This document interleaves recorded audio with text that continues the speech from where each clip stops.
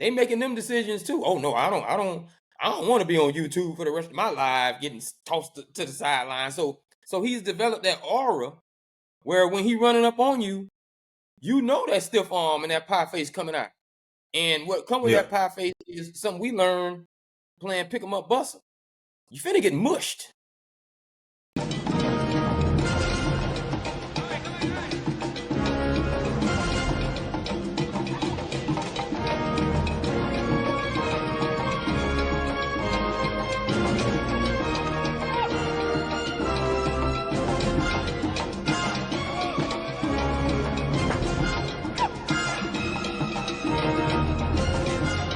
All your food delivery needs, make sure you go to LightSnack, that's LYTE snack.com, and make sure for all your deliveries, whether it's breakfast, lunch, or dinner, you visit LightSnack and they'll deliver it right to your door.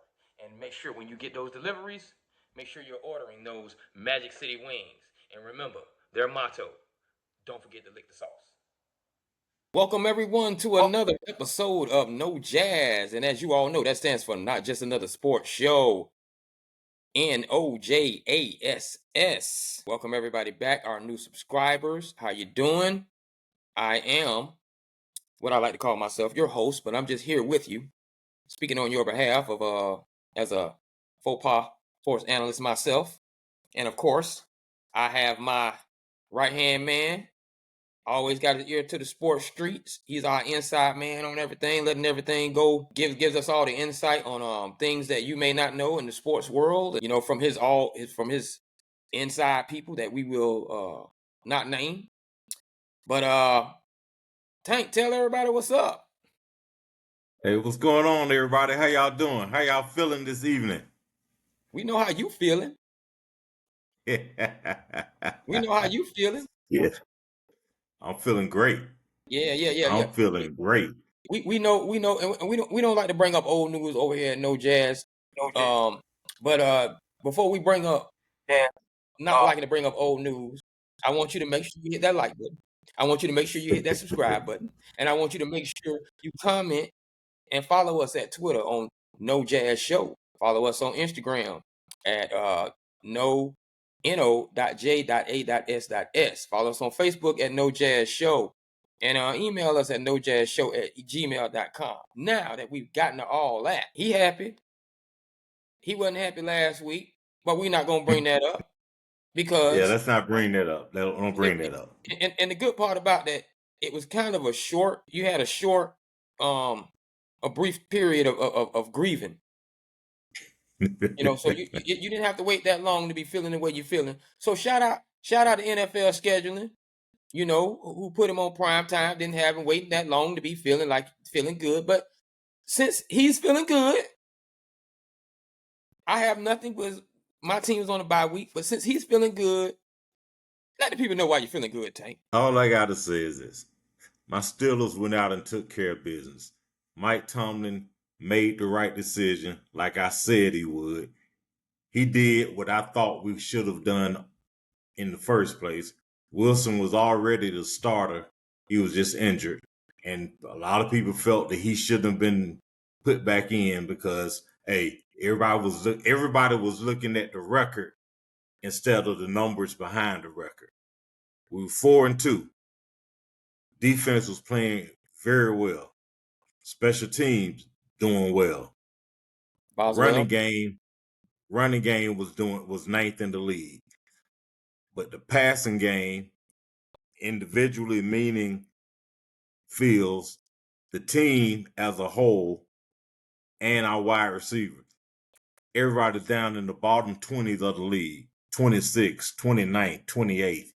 You can't win anything. You can't win a championship that way. You might not even make the playoffs that way. So I'm glad that Tomlin put Wilson in. He put him in when he did so that we could get Pickens involved. We got Freiermuth involved, and we also got Mount Washington involved. You saw him spreading the ball around. You saw us going downfield. You saw Pickens doing what he's capable of doing when given the chance. This isn't, how can I put it? I don't want to sugarcoat it because, you know, we don't do that in No Jazz. Fields was not getting the job done in the passing game. The heck with the 4-2. The passing game sucked.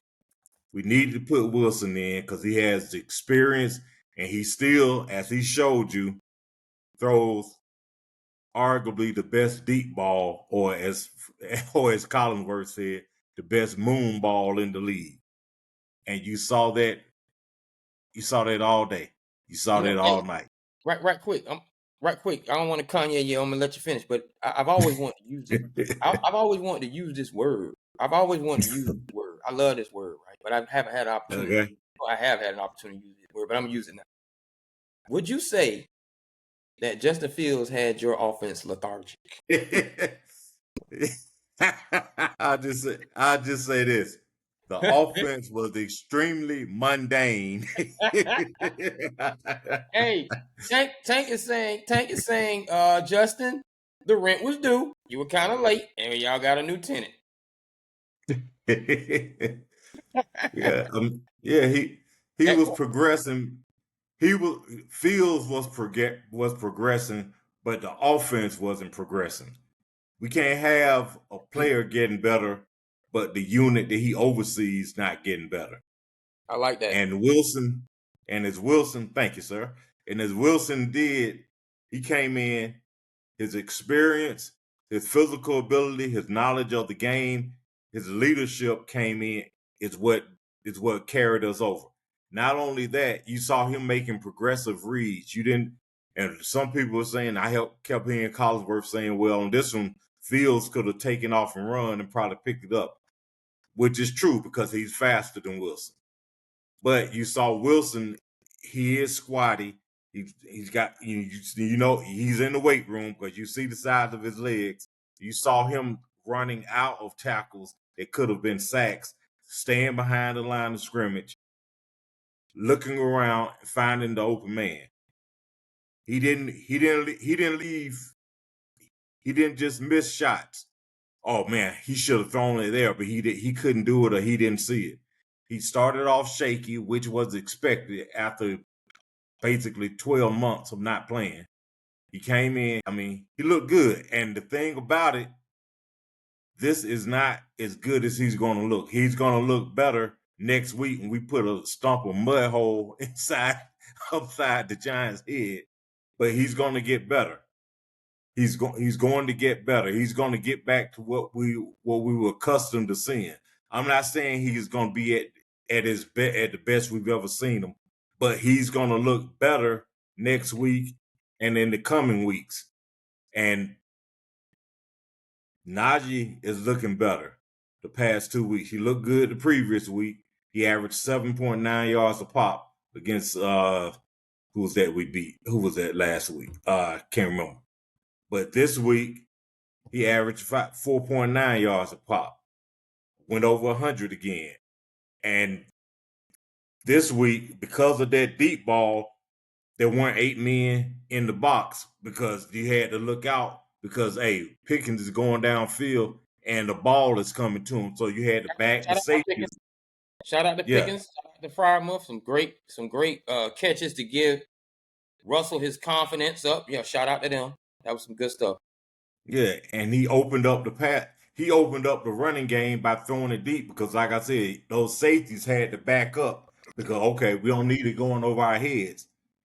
You don't have that 1 or 2 extra men in the box, and you saw Najee running like, okay, that's why he was picked in the first round. Was he great? No, but he was very good. And he's got the chance now to get even better. So, hey, I've got nothing but respect and admiration for what Wilson did and for what Tomlin did. As Tomlin said, that's why he get paid. That's why he compensated very well. Because you got to make decisions. He did. That other people may not agree with, but you got to go with them. Now there was a story. There was a story within that story because great win for the Pittsburgh Steelers. We're not going to take anything away from that, but it was who you did it against, and that was supposed to be their coming out party. That being Aaron Rodgers, Devontae Adams. That offense we should have seen remnants of what they were going to be with the addition of Devontae Adams, and I get an opportunity to do it again. Their offense looked a little lethargic against that Pittsburgh Yep. Steelers defense. Now, even though I did not hear a lot of TJ Watt's name, but when I don't hear that, that's because probably he's on film, and they have said we're going to take him out of the game. But Yeah, he was double team. He was double team and getting chipped. but who is your number 31? Bibby? What is Beanie Bishop. Beanie Bishop? Beanie Bishop Jr. Beanie Bishop Jr. And see, this is what I'm saying. Like when you neutralize your star still is taking up something that someone else. Is he a rookie? He's an undrafted rookie. Yep. Undrafted rookie. He stepped up in that gap and made a lot of errant throws and a lot of timing that was off. He made him pay for it. That number 30, he was all over the field. I got to give him credit. He was definitely the baller's baller that night. I don't want his name to not go, untouched, because I really found out who he was that night. Yeah. Sean Elliott at safety, he played great. He's coming up. He comes downhill and makes tackles. And I gotta give it to him. Joey Porter Jr. is emerging as a up and coming star at corner. He held Devontae to 30 yards. 30 yards. 30 yards. 30 yards. We might give Devontae the I just flew in, I'm still sleeping on an air mattress excuse. Because he's not settled in yet. However, you knew Aaron and you're dressed. So you don't get that much of an excuse. Absolutely. Now you do have a counterpart that's right on your tail. I think you all are tied in the division. Mm-hmm. That's your nemesis. Those Baltimore Ravens, who they're looking good, man. And you wearing their colors. Yeah. They put a whammy on them Bucks. And I think they both had the same record. Yeah, but it was two different teams with those records. Hey, boy, it was two different teams with those records. We saw King Henry go for what, $189? I know he had an 81 yarder. Might have been $169. Yeah. I know he gotta look, but he had an 81 yarder, and I'm talking about just he had people out there making business decisions, man. And Zay Flowers and Lamar Jackson, man, they are like, I think Zay Flowers making a statement like, why do we even bring on Hollywood Brown? Yeah, and the thing about it is, this week you saw Mark Andrews got back involved. Mark Andrews got back involved. He got back involved. So Jackson is using everybody. I mean, some people saying he's a front runner for MVP. I would argue and say that a front runner for MVP should also be Derrick Henry. Absolutely. I think you posted in the group, and you all need to come to the group, see these good posts. But I think you posted I know you posted in the group that he's on track, right now with the carries. And I know people might say, well, they play extra games, but it's not the OJ situation to beat Eric Dickerson's record, by about 15 yards, if he stays on this pace. So, and I'm telling you, man, if he has that one game, I remember Jamal Anderson, coincidentally, when he was doing it with the Ravens. If he has that one game, Jamal Lewis, yeah. Jamal Lewis, I'm so sorry. Anderson was with Dirty Bird. If he has that one last game to break it, that team is not going to be. That team is going to be a little bit more fearful of tackling that man on a mission that night than they were for Jamal Lewis and stopping him from doing it. Because I'm telling you, boy, you get downhill on that boy. I'm sorry. Yeah, I'm sorry, Henry. You a man. You a man. But you a man. You are a man. And we're gonna get back to King Henry. Well, you know what? We can touch on it now and still stand in his graces, because Jerry is still not willing to admit the mistake he made by allowing Derrick to go sign with Baltimore. And I'm saying allowing because he wanted to be in Dallas. Didn't even talk to the man. That's the thing about it. One thing, if he decides to go elsewhere, it's another thing. You don't even want to go on the home and say, hey, you like to discuss coming and playing with us. When you don't do that, and by that, what I mean is, I'm not saying he gets balled up, and it breaks. But with Henry and he lost that size, they put it on the test. But with Henry being that size that he is, just turns away, and this is the every week.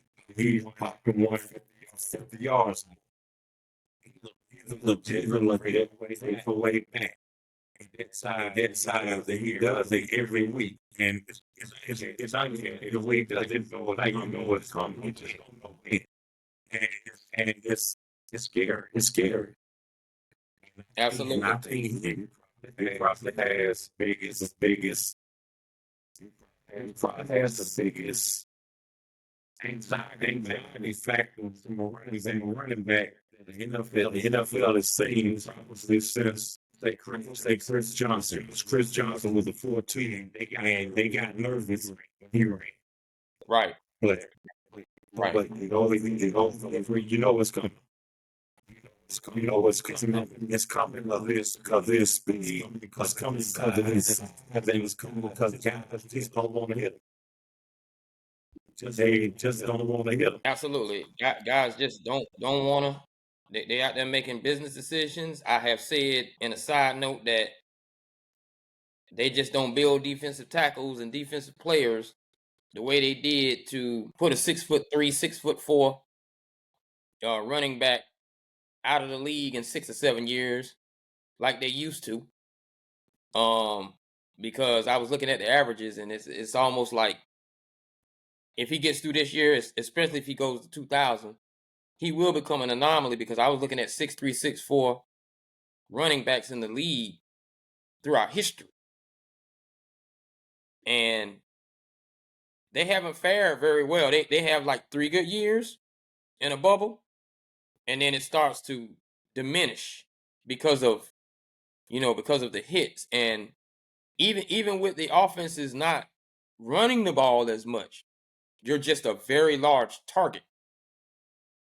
And you come from an era where jokers will stick their head in there, and you get tired of that. You can't take them licks too much. Yeah, and the thing about it, he is a huge target, but you don't see him taking shots. Even defensive linemen don't want to tackle. Nobody comes straight up on him to tackle him for the most part. DBs and linebackers, they all jump and get on his back, or they try to grab a leg and hold on for dear life. Especially in their contract year. Yeah. Usually a back that size, I'm not going to say usually a back that size because it's not usual. But a back with that height. It's not usual. Yeah, he should. I think I said last year, I thought that he still had a good 3 or 4 years left, and people thought I was crazy. And the reason I say that is because he hasn't and doesn't take a lot of hits because people don't come up on him. And he doesn't run. He runs hard, but he doesn't run. He runs, how can I put it? He runs softer, and I don't mean that as a respect for a back of his life. He doesn't run the contact. He doesn't run the darkness. He runs the daylight. He will put a move on you and get outside. And when the contact is coming, you don't see him lowering his shoulder to run you over. You see that stiff arm. In the old days, we used to call it pie face. You see that coming out instead of him lowering his shoulder. So he's not. His shoulders aren't beat up. His legs aren't beat up. He's not taking shots. I call it. He's developed the Bruce Lee aura. And what that is if you've ever watched old kung fu movies, all them kung fu made you think that them little Chinese men will beat your ass. So you go to the grocery store and you like, oh man, but he might be one of them kung fu masters, so I ain't gonna run up on dude. You know, not saying you looking for trouble, but my point is, Yeah. when Derrick Henry started making, you got jacked and game film out of people, they making them decisions too. Oh no, I don't want to be on YouTube for the rest of my life getting tossed to the sideline. So he's developed that aura where when he running up on you, you know that stiff arm and that pie face coming out. And what come with that pie face is something we learned playing pick 'em up buster. You finna get mushed. And remember, ladies, for all of your comfort and round the house wear, lingerie, comfy clothes, make sure you visit quickvisits.com. That's QUICVISITS.com for all of your lounge wear, lingerie wear, sport wear, workout wear, athletic wear. Make sure you go to quickvisits.com. They'll be there for you, and you'll love that. I tell you. Yeah. I'm not with it. You know what? I'm gonna let you go on by, buddy. You go ahead and handle it. I got you a sandwich. Yeah. And you see, DBs aren't really trying to come up, and it's almost as if they're like, look, defensive line and linebackers, y'all supposed to be taking care of that. They're not paying me to tackle him. They're paying me to cover and to tackle these receivers. They're not paying me to tackle the equivalent of a defensive end coming out the backfield. Thank you. I don't get paid enough. He is really doing some things that you've never seen before. And I like the fact that I think now, if he hits 2,000 again, he has solidified his spot in Canton. And he's probably the last running back that we're going to see for a while, as far as out of this current batch, who you can truly say is worthy of going to Canton. Yeah. There's not another back playing now or recently that I think is worthy of going to Canton. And he's one now. Like I say, I think he's got 3 more years. Or getting the workload to right. To be considered in Canton. You might do something you might have that because every year you're going to have the running back that leads the league in rushing. But when you really compare them to other people, their workload, those are just your annual accolades you got for that year. But compared to everybody else, it's not like that. Now moving and staying, because the AFC North is kind of hot. Staying in the AFC North, we saw a little something in Cleveland. That was kind of disheartening for a lot of fans. I have mixed reviews about it because I've been to Cleveland and I saw that dumpster. There's a dumpster in Cleveland right outside this little sandwich shop, and it has all the quarterbacks that have gone through Cleveland that haven't made it, and they have their names on it, right? So in my mind, I already know how Cleveland fans are about quarterbacks, right? So then, and for those of you who don't know, we're talking about Deshaun Watson. So then you have Deshaun Watson, who was not very fan favorite to begin with.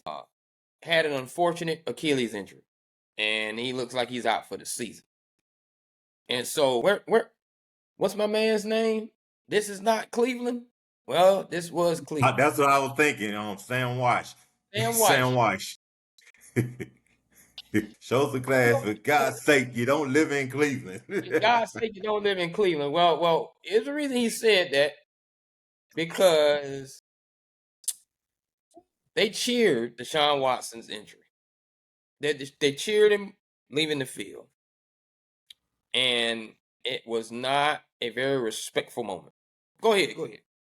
Oh, I was going to say, and for y'all who are listening, when he says cheered, he doesn't mean cheered in a good way, like, oh, hey, good. He's up, he's getting off the field, he'll be back. It wasn't that kind of cheer. It wasn't that. It was that you deserve it. Yeah. Well, you know what? We got to get the context, too. They weren't revering, hey, he's getting off the field. They were cheering, hey, he's getting off the field. Yeah. Classless, man. That was classless, man. It was like it was very Philadelphian, if you ask me. It was very eagle-ish in its Yeah. nature.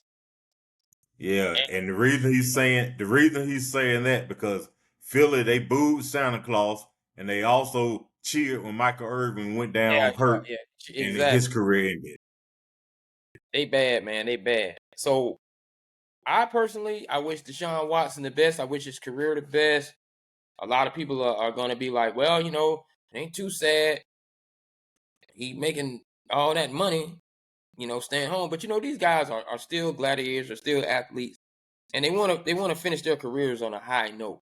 So there's going to be an area where he's going to want to end on a high note, unless he's just through with football. But I still believe that boxer's rebellion will come in him, and he will want to have his redemption. And even if it's not in Cleveland, NFL scheduling will have him go back to Cleveland to probably have that redemption story if he possibly can. Now, having said all that, we have found out that I believe it's Rodgers who hurt his finger will not be. He was second on the depth chart, but he won't be starting. They're going to go with Jameis Winston. Now, do you feel like Jameis Winston will be able to bring? And we all know Jameis's history. He's gonna bring an interesting and a fun pregame speech. They're gonna eat some W's. Yeah, do you think Cleveland gonna be able to eat some W's? Absolutely, positively not. They're gonna be They got rid of the best receiver in Cooper. Cooper's gone. Chubb is back, but Chubb is not where he was. I don't know if he's going to rebound this year or not. The play calling got to change. Stefanski, I'm sure he's going to step down and call the plays. He's got to step down. In latest news, he stepped down. Yeah, and that defense, you're looking at a possible divide when the offense is not doing anything and the defense is out there giving all they've got, and there's no points being scored. Then you got the offense and defense going at each other. I just think that there's a latest line news. I didn't mean to cut you off, but there's a latest line news that Myles Garrett may be on the trading blocks. And if that happens, you might be looking at Cleveland saying, hey, let's just restart this thing all over. I don't agree with that. And also, Cleveland's been doing that for the past 50 years. I mean, they have.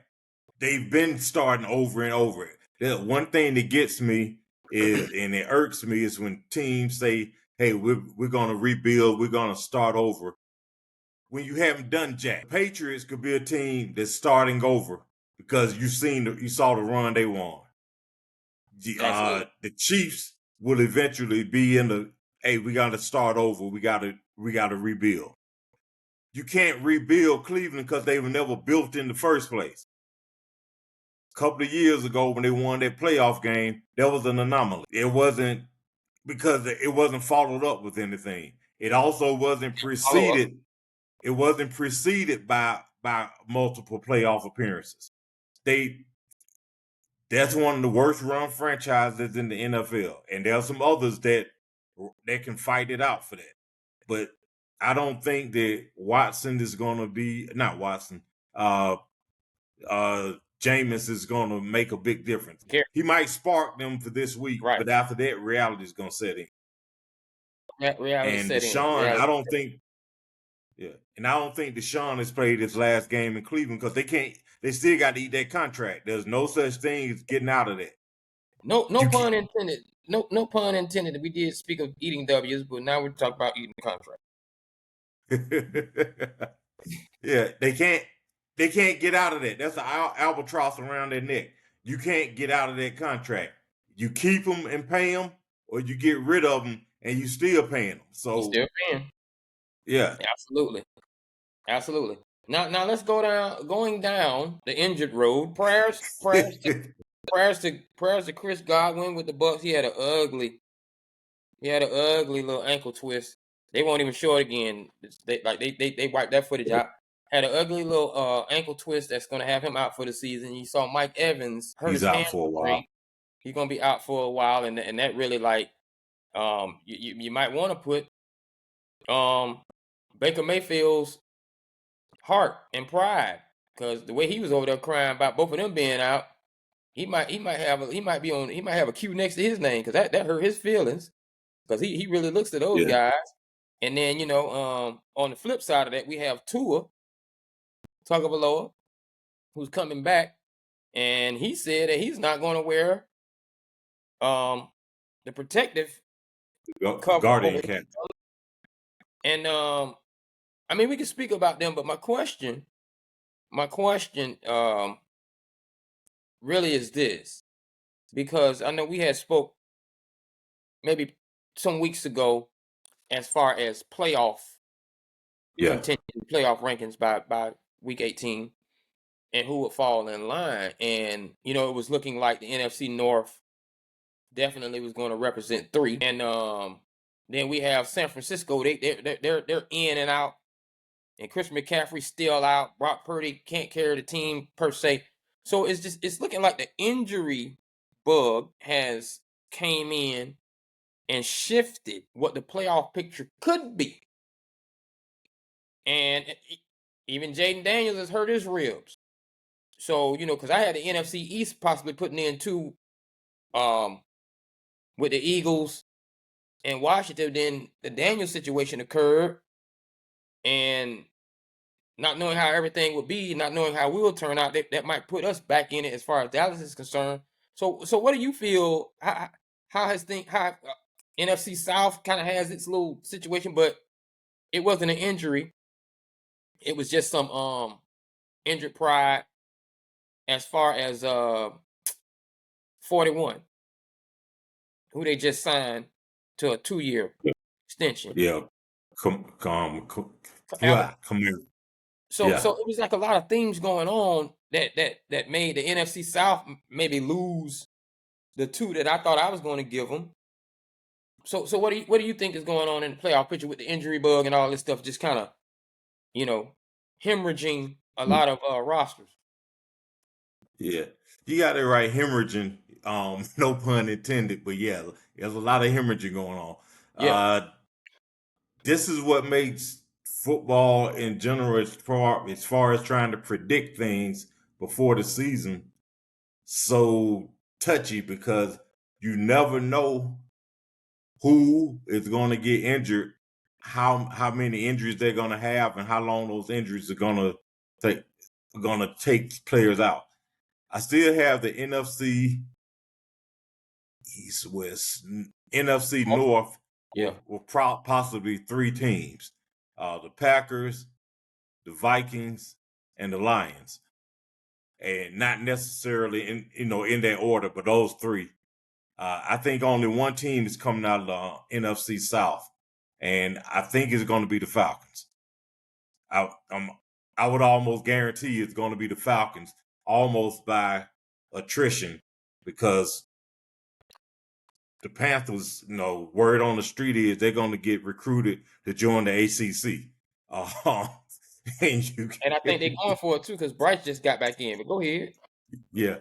And then you got the Saints, who aren't there. They aren't ready. They aren't there. And you got Tampa with their injuries now.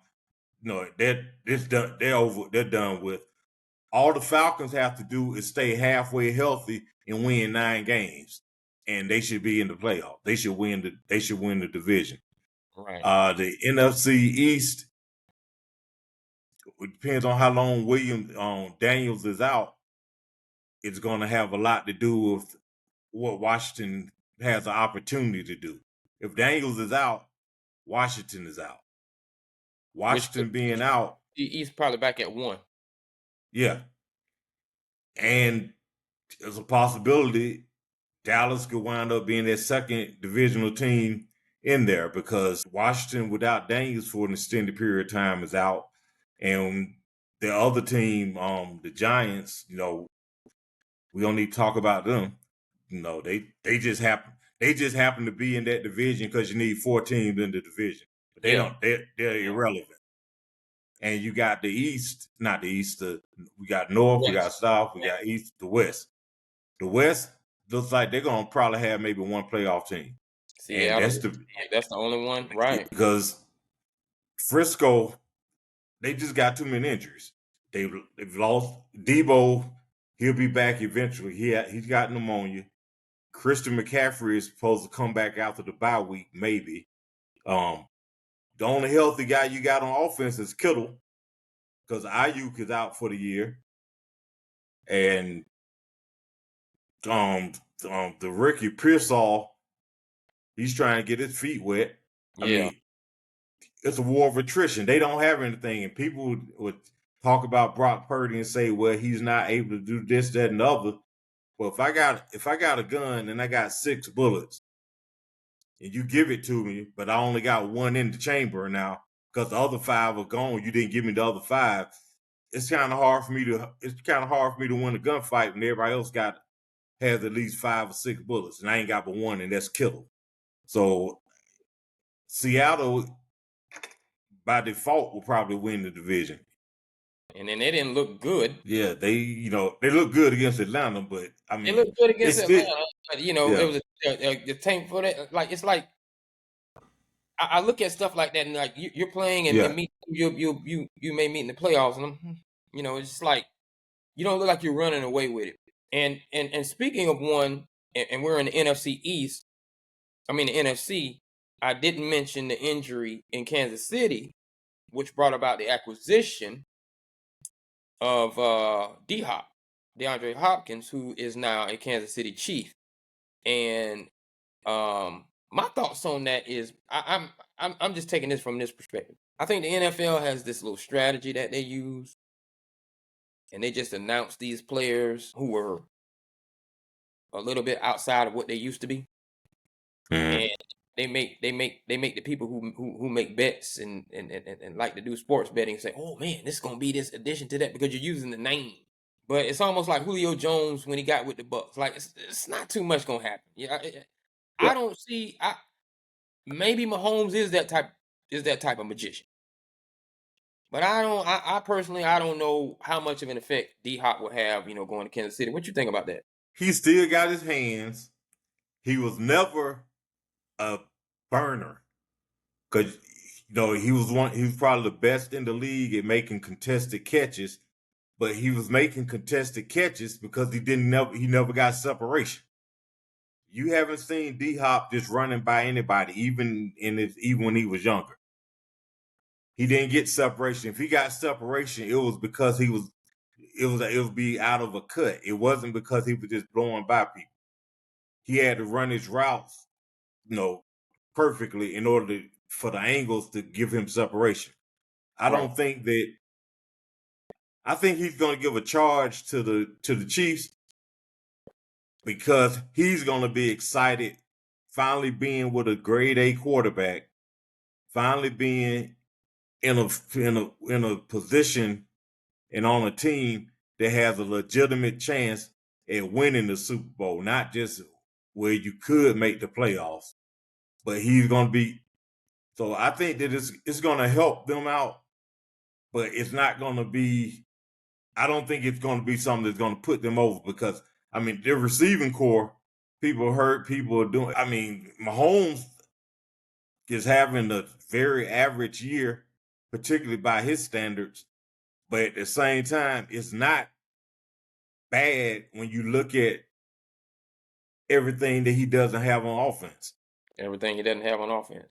Yeah, D-Hop may be Kansas City's version of Antonio Brown getting with the Bucks that one year, and I can depend on this dude 2 or 3 routes a game to keep that drive going, and you're sure-handed, but nothing as far as a legitimate weapon that is going to be an integral part of your offense moving forward. Yeah, I don't expect to look on the stat sheet every week and see D-Hop had 8 catches or 100 and something yards or a couple of TDs.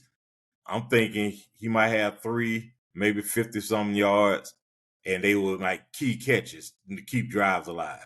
Right. I see that same thing. Other than it's that defense and that great play calling and the scheming that Reed does, which is going to keep them in the running.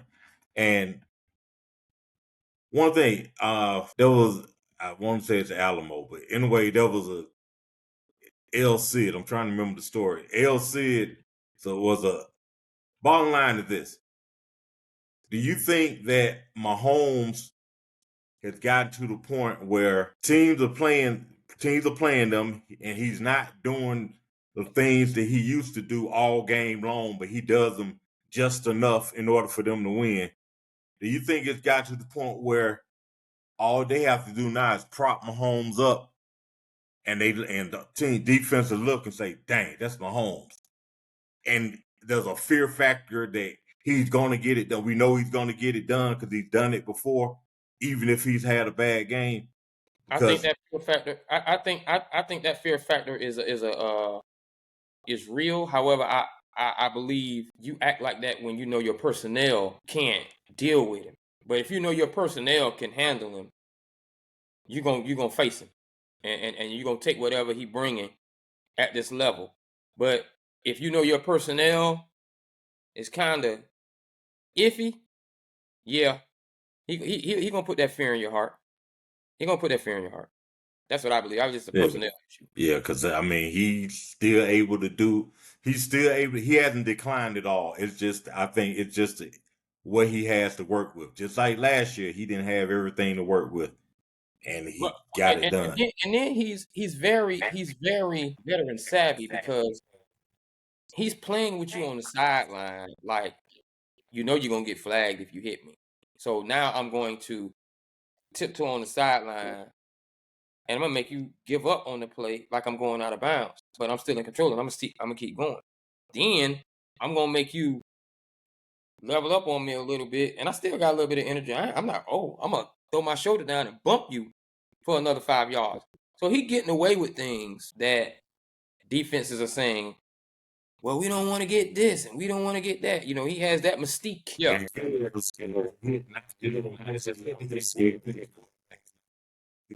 Because they don't want Vegas not think they don't want never goes to the team. Because 5 to 15 y'all. That's right. We just have to be out there, you know, play. You tell American to back out on the team.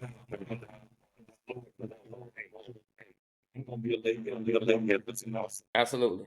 And moving along, you mentioned the New York Giants, and we mentioned the New York Jets. However, the good thing in New York, you know, switching sports up a little bit, a lot bit actually, it is definitely the Fall Classic has come around, and it was almost a Subway Series between the New York Mets, who kind of came in as a wild card. They came in at the end of the season and pushed their way through the playoffs, but it ends up being Otana versus Judge and the New York Yankees and the LA Dodgers. And my question is, do you believe that the Yankees versus the Dodgers would have been a bigger series for ratings than the Mets and the Yankees? The Yankees and Dodgers would be ratings analysis, because you look at the history with those teams, the series, and just you look the two teams that like. They hate, they love, they hate, or they hate to love. I think this might be the one time a series can rivalry or beat some of the NFL ratings throughout a series. Yeah, I think everyone would be watching. I truly believe, man, that you know, it is a bonanza in its own sense. You have two of the largest sports markets, you know, facing off on each other, and then it's in its own East Coast, West Coast, you know, rivalry. And then you have a team that was once in New York, you know, with the Brooklyn Dodgers. So there's some history in that. And then you actually had you had the Yankees, but you had the New York Giants that are going West Coast too. So all of those things, you know, play into a lot of historic factors. A lot of people who are just old school fans from there.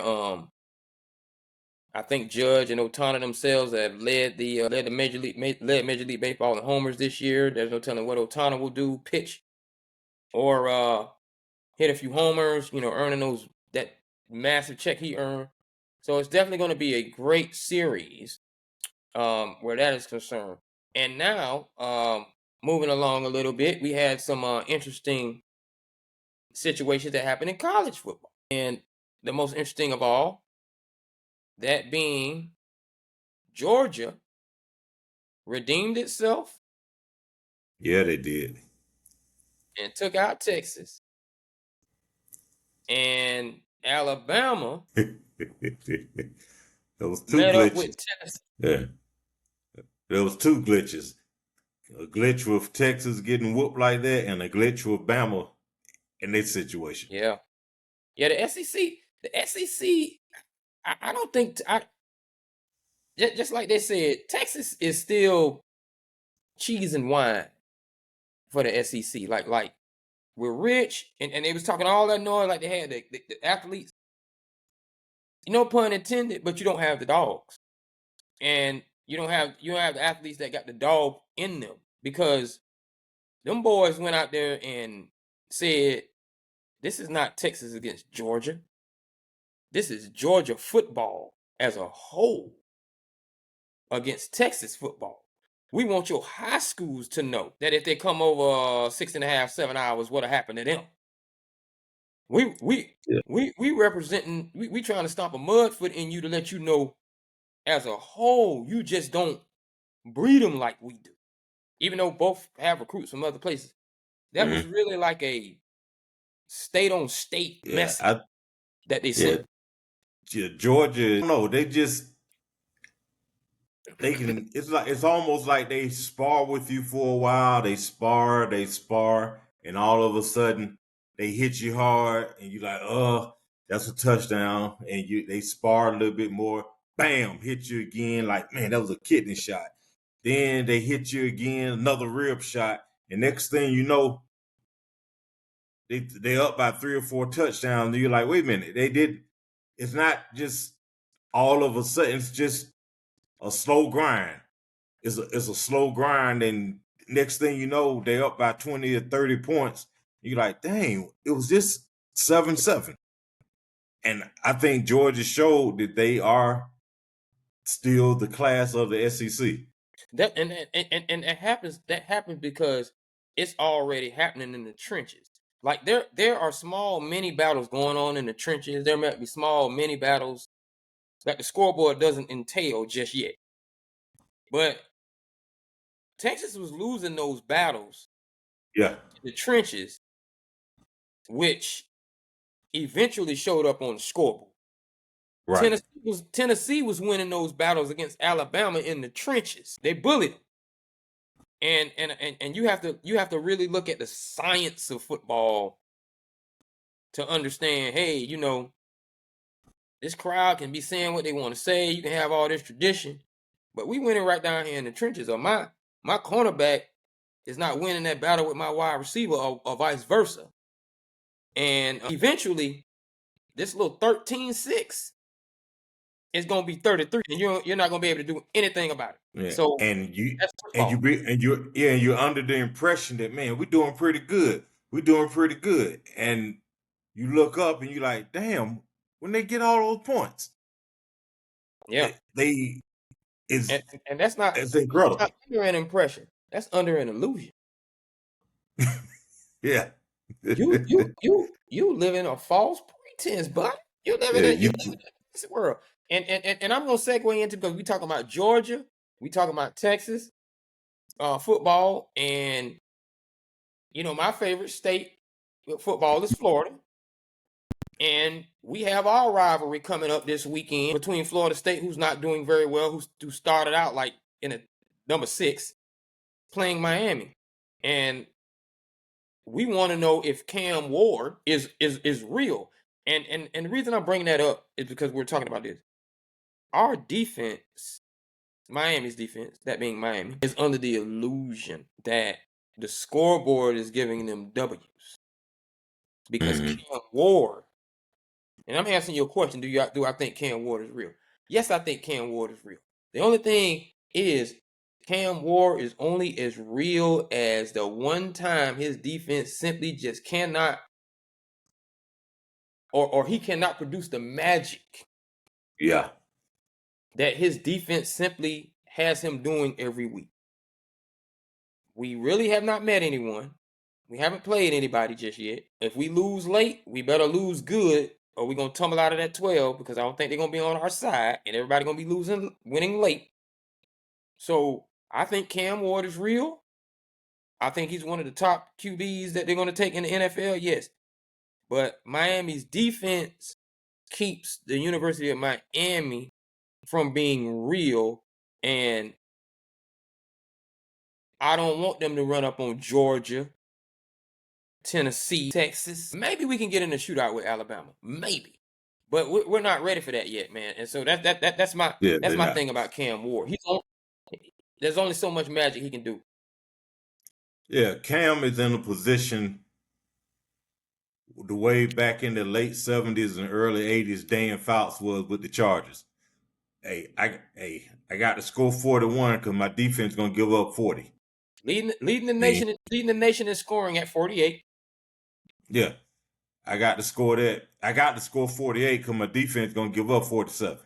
I mean, Miami's defense right now is playing to whereas, hey, we got to make one stop. That's what you call Miami's defense. It's a one-stop defense. We got to make one stop, and that's going to keep us one score ahead or more than whoever we're playing because the offense is going to score. The defense is going to give up points. But that one time that they need them to make a stop is the difference. Because other than that, like you said, if they get in a shootout, their defense is going to have to stand up at least once. And I'm not looking at it. I don't think UM needs to, and this is not me because a lot of people go crazy. UM needs to kind of develop a strategy of gamesmanship where, okay, if our defense has the mentality of all we need is one stop to always stay 7 points ahead, fine. But our offense needs to have the mentality of we need those 2 drives that just drain the clock to the point where the opposing offense doesn't even have time to stop you and get 2 scores ahead. You know, they're going to need 7 points from a defensive stop and 7 points from the clock being on their side to maintain enough of a lead where they don't find themselves in those every week. There's a questionable review that keeps them undefeated, and the nation is starting to look. And even though I believe the calls have been correct, you don't want to get in that position to where you're on the other end of that questionable call, and you can't argue about it because you've won so many. right. You know, so be mindful of how you're doing that. And I wish Cam the best, man. I hope he doesn't throw his arm out, bailing out them Kings. Yeah. Speaking of which, then we can move on. When you look at what they're doing this year, what Miami's doing, what do you think those previous Kane teams, those players from the championship teams, what do you think they're thinking and looking at when they see Miami play today? That's a great question. And I think because we have not been in this position in so long, and you can see how Michael Irvin acts on the sideline. The fans, we haven't been in this position in so long. There's a level of nostalgia that you get, right? But then when you get deep into the hurricane lure and the real hurricanes, there's one thing that all of them say, and this is consistent. We have never seen a quarterback lead the Canes like Cam Ward does.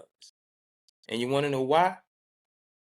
Because when we had our lure, even though everybody was doing their thing, when we had our lure, one of the greatest aspects of our lure was our defense was like, you're not going to move us like that.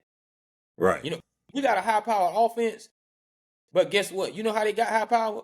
Because in the spring, they met the They had to best. play against us. Yeah. And the UM Canes, like we're nostalgic. We like the W's, but the reality of what that defense is not. You know, we're not gonna tell a Florida State fan that. You know, we're not gonna tell Clemson that. We're not gonna tell the rest of college football how we feel. I guess I'm doing it now. But the truth is the truth. You know, Yeah. and I believe that's why we're saying, man, the Gino Torettas and the Vinny Testaverdes and the Ken Dorsey. Ken Dorseys, we know they were chucking that ball up to athletes, but we've never seen a dude who throw that ball and make athletes out of. Yeah. You know what I'm saying? Yeah. He's a different animal under center Different animal. than Miami's ever had at Yeah, quarterback. he's a different animal than anything Miami has ever had at quarterback. I'm sorry if anybody said, well, no. You couldn't put Cam Ward in any of them offenses that won the national championship. My God. Any of Yeah. those squads. Any of those squads. Yeah. Oh my goodness. Oh, Yeah. we would have had people like, I know Michael Irvin is the first pick. I know Andre Johnson is the first pick. Nah, but the running back, It would have been something. had them looking better. He would have had them looking better than they actually were. You know, Yeah, round the hill and then we're just fastening everybody. You throw that thing up, I'm gonna run up under. Yeah, if he had those type of weapons with him, it would be something that will rival the top offenses in college history, in NCAA history. In NCAA history, like we would have finally had, and I even hate to say this, but I'm gonna say it during rivalry week because I like rivalry week. We would have finally had the equivalent to that '93 FSU team with Charlie Ward, because they had it. Yeah. They had the whole package. Yeah. They had the whole package. That was the who's who on defense, the who's who on offense with a quarterback. They had the whole package. We technically have not had that level of no boy. That's a different type of dude. Yeah, he is. He a different type of dude. And speaking of a different type of dude, we're gonna talk about a different type of dad. And actually, he's not a different type of dad. He's the same type of dad that a lot of type of dads have been. And he finally, America finally got an opportunity to witness recent history, because it's been done before. But recent history with the NBA, LeBron James and his son LeBron James Jr. were on the court at the same time for 3 minutes the other night in a Lakers win. I'm not going to discuss Bronny's productivity. LeBron looked good. You know, first game out. And matter of fact, I don't think in the LeBron era the Lakers had won an opening night game, so that was good. Kudos to them. But it was history. 21st year, 22nd year. Mm-hmm. In his first year, he stepped on the court with his son, a young man that we saw practically grow up. And a lot of people are arguing the nepotism, arguing that, well, he put his son on. I mean, and then, the parallels to what's happening in corporate America. Anybody would do that for their child. Anyone does that same thing for their child, make them a productive citizen in America, etc. But it happened. It's done. Move forward. What do you think about the history? It's cute. I mean, that's all I can say.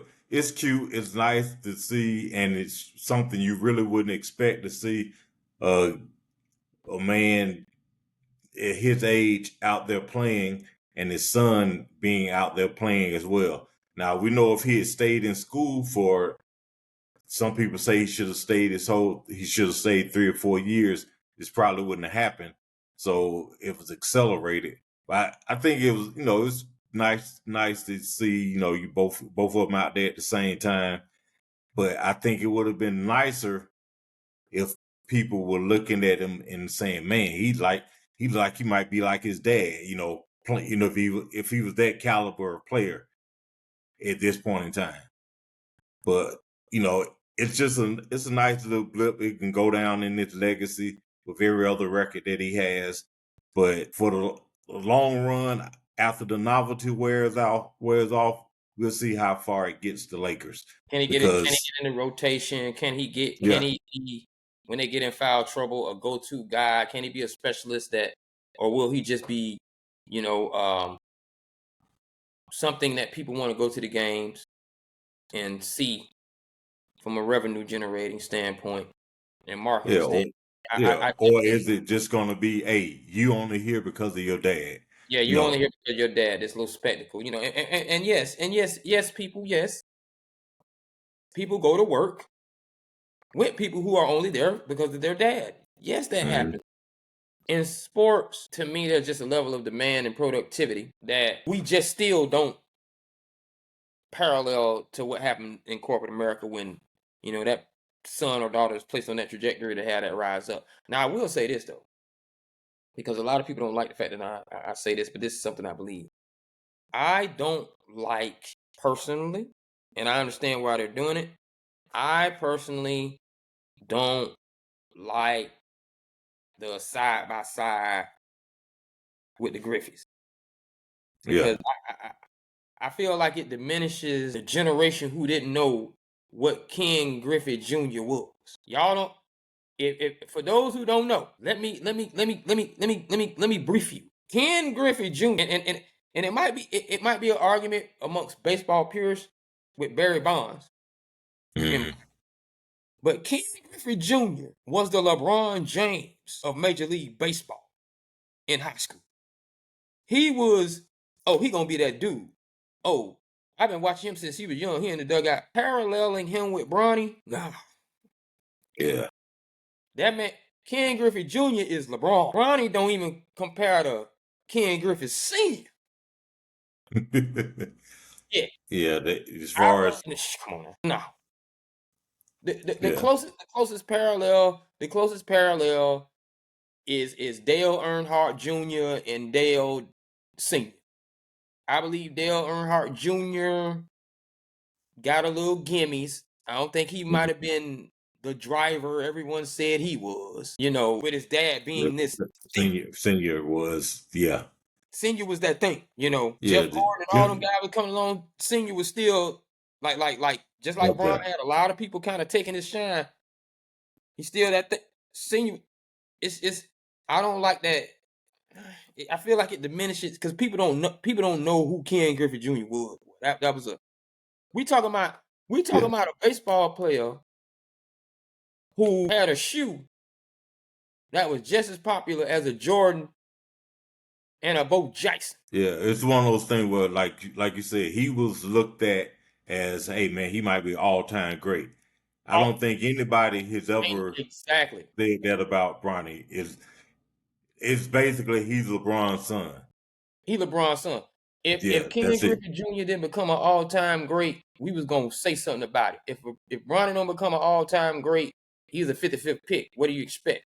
Ken Griffey Jr. I can't say this enough. That was another level of athlete. And I'm talking about asking that man when he climbing up the walls.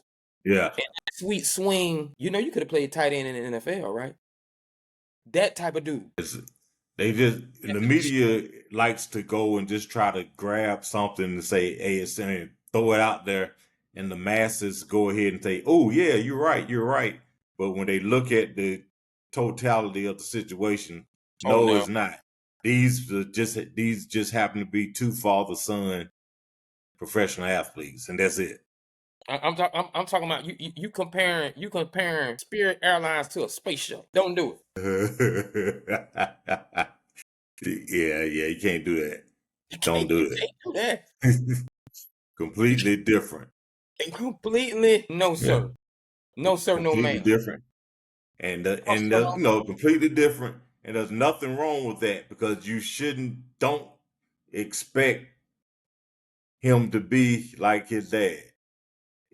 Just hope that he can develop and become a very good player. Right. So you don't want to have to say, man, you ain't nothing like your dad. yeah, you don't need to be like your dad. It's Just be, cool, right?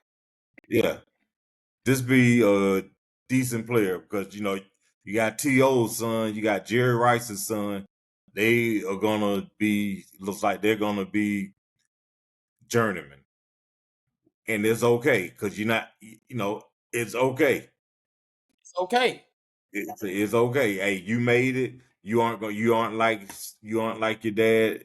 That's fine, but don't come in because I would hate to see him crush under the pressure of them saying, "Hey, you need to be like your dad," because especially when you Hopefully, carrying his hopefully name. he knows. Hopefully he knows better. Yeah, yeah. Hopefully even he knows better than that. And speaking of entitlement and feeling you deserve things that you should just have just because you're you. The WNBA has opted out of the CBA, and even though they did see earnings that they didn't see in the previous year, they still went 40 million K under. And now they are attempting to use the popularity of the WNBA as leverage to say they deserve some more. What you think about that? All right. First, you said they're trying to take their popularity and Newfound popularity. you know and get paid off of it. I equate that to these independent artists who they have YouTube clicks, but they aren't selling any units. There's a difference in clicks and purchases and units. WNBA is still getting clicks. They're getting likes. They aren't getting people to buy in wholeheartedly. Absolutely. You lost 40 million. They can't. They want more money. But why am I going to pay you more when their money's? Where's their money going to come from? You got a $200 million TV deal, You know where that money gonna come from. but you lost 40 million. You're You know, asking the NBA to kick in more money for a product that's losing. I mean, the bottom line is not enough people care enough to spend their money on the WNBA as a whole.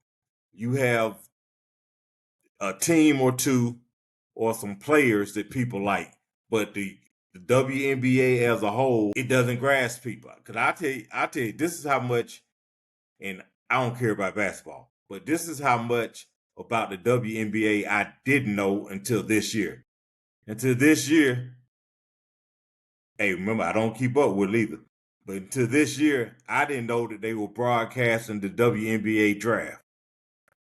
Until this year, I didn't know that there were certain cities had WNBA teams. Until this year, I didn't see people talking about the WNBA in Facebook sports groups. And a lot of that is spearheaded by Reese and Clark and Reese, whichever way you want to put it. And yeah. yeah. But as far as like a lot of these other players who people watched or they liked in college, like for whatever reason, people seem to gravitate more towards college basketball, women's basketball, than they do the WNBA. Yeah. And why are you expecting to get that much more money when I know there's not going to be equal pay for equal work? It's not, because you're not getting equal pay because you're not producing. And it's not equal work because you're only playing 40 games. The NBA is playing 82 games. So your money for these players, like Angel Reese was talking about, their money comes from endorsements. Yeah, can't even pay her rent. Yeah. She pay her rent, And but the money doesn't pay her. Her yeah. NBA doesn't pay her rent. Yeah. And plus, the league is what, like 36 years old? It's still babies. They're grown though. The NBA has been around since what, the 40s or the 50s. NFL has been around since fresh football has been around since 33. Yeah. Since 23. Yeah. Baseball has been around since forever. The WNBA is still a baby. You can't expect to get that kind of money yet. You can't expect to push the system at this point in Well, time. hey, they trying to push for real. Yeah, you got to grow. You got to grow. You got to do everything that you can to expand your brand. Not go and do too much for something that people aren't paying attention to. They need to do a grassroots promotion to keep people, to get people coming, and to keep people coming. You might need to change the rules a little bit, lower the rim so you can see them dunking. Here's the thing, man. Here's the thing. A lot of people try to. It's only been around 36 years. Listen, how long the around wrestling? They've been around, let's see, since the early 90s also. So my thing is, they are big, turning a profit. The thing about that is, men were always fighting each other. So you do not have to tell men to enjoy men fighting each other. Now that it's organized and it has some fanfare about it, you know what I'm saying, and glitz and glam. It's taken you 36 years to lose $40 million and have your two most popular to this time in the social media era, and you still lost $40 million, and we still talking about you only 36 years old. No. Women playing basketball is hundreds of something years old. So that's a level of, do we even want to watch it? Yeah. And not just us, and we cannot just be men, but we is also the women want to watch it. Do the women want to watch? And see, that's the thing too. There's a revenue stream in people who, like you said, I didn't know it had a draft. I didn't know what teams in what city. There's a revenue stream in fandom.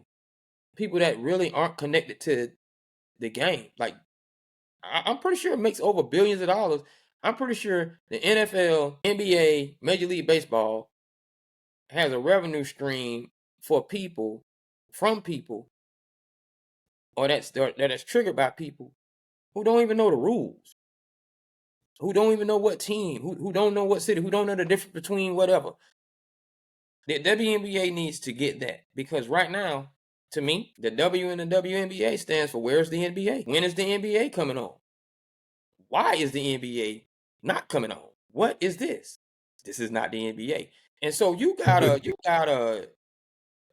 figure out how to get all of that going to get in the black, because I don't watch the MMA. I don't watch boxing that much.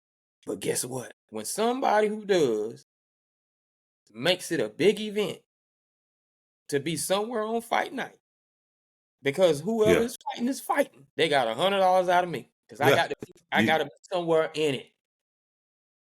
Yeah, and you don't even have a rooting interest. Just don't even have a rooting interest. I just got to be.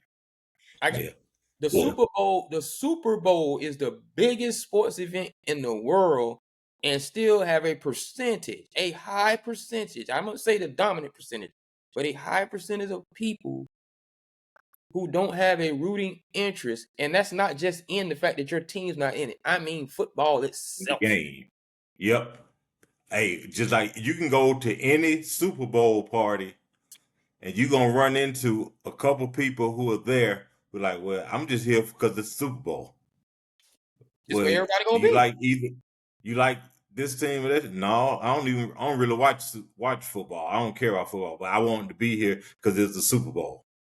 And and that's what you need with the WNBA.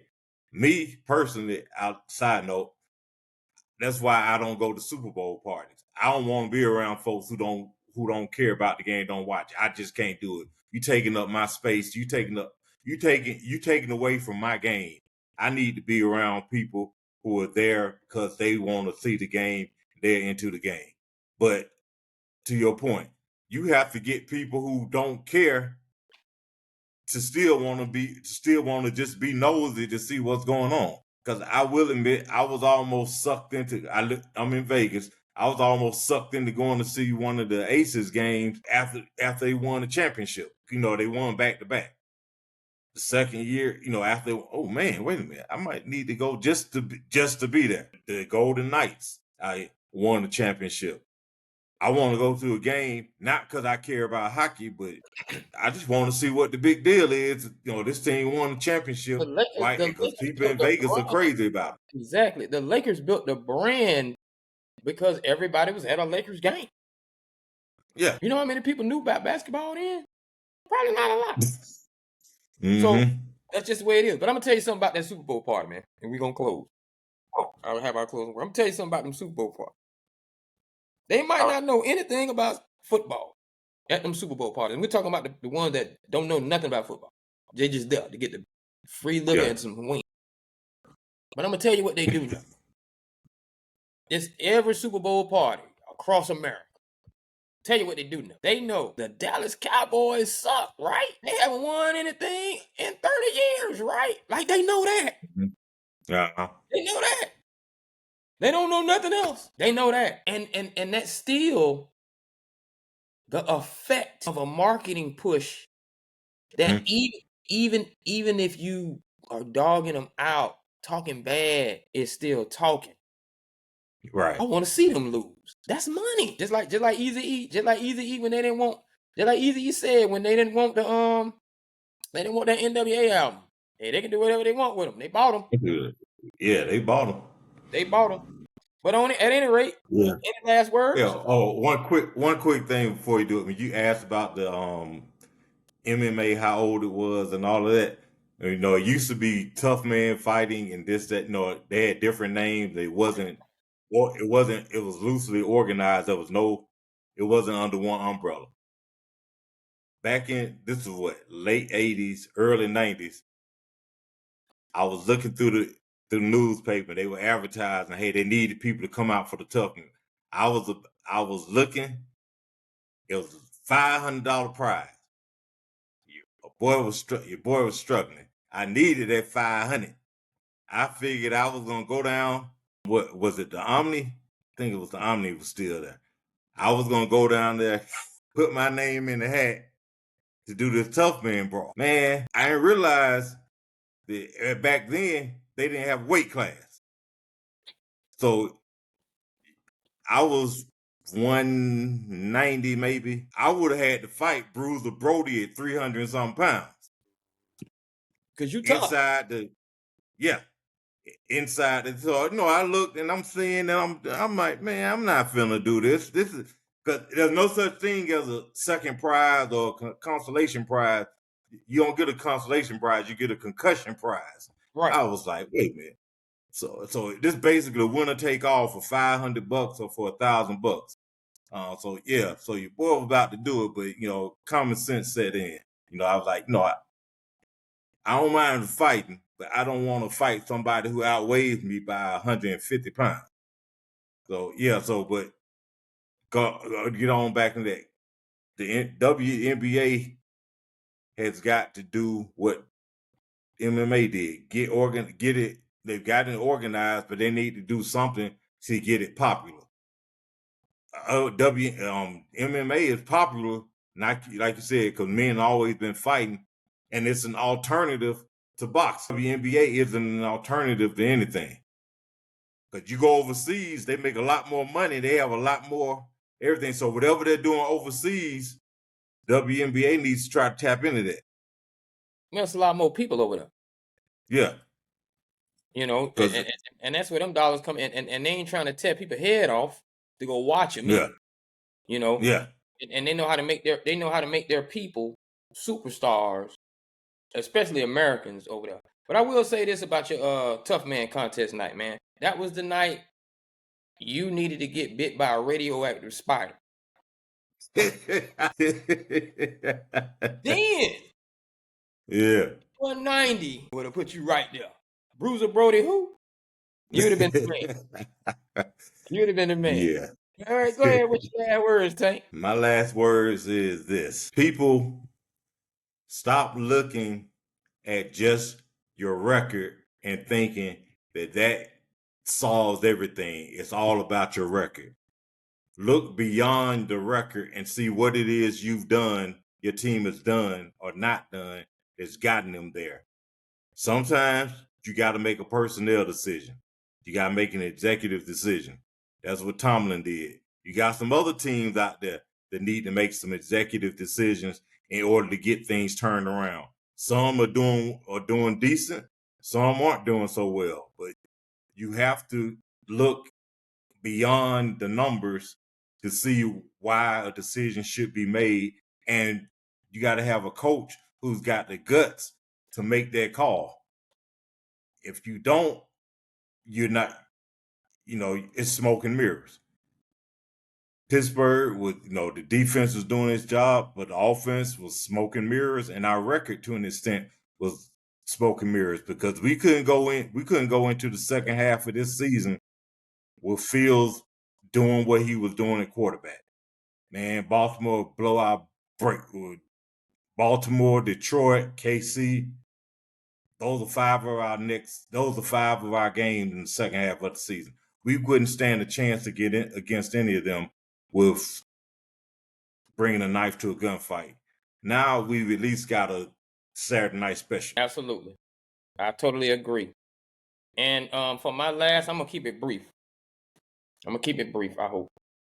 A wise man, God rest his soul, Kobe Bryant, once said, there's no I in team, or he was said pass the ball, because Shaq, I believe, told him, hey, man, there's no I in team. And he said, but there's an M and an E. And we do understand that when that M and that E says that they might be a leader and they might be able to take over those games. But I want to express in this team sport fall that we're in, because individual sports are usually like summer sports. In this team sports fall that we're in, we need you to understand that this is team. I need you to understand that Mike Tomlin, even though he's the coach, the team got behind him because they knew the coach had to make an executive decision. And they got out there and made circus catches for their quarterback who hadn't been in there for a year to make him look better, to do what they could for him. That was team. I need the Miami's defense to get behind Cam Ward and be a team. I need Alabama to understand that that's a superhero you got at quarterback in Milroe, but it's going to take a team effort to beat a team.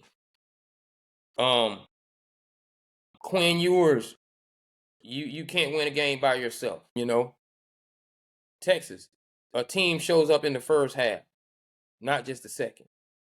To those who won, Georgia, you knew what you were up against, because your team lost really bad to Alabama, but you knew what the team needed as a team, and you went and handled business in Texas. So I need everyone who is looking to the ME in team to understand where you're at, proper English, are on the team, and do your part. Because when you rearrange those letters, team turns into mate. That's your partner. The whole thing together, that's your teammate. Step up for your boys. That's all I got to say. I like that. I'm going to use that one of these days. It wasn't deeper than them pockets was.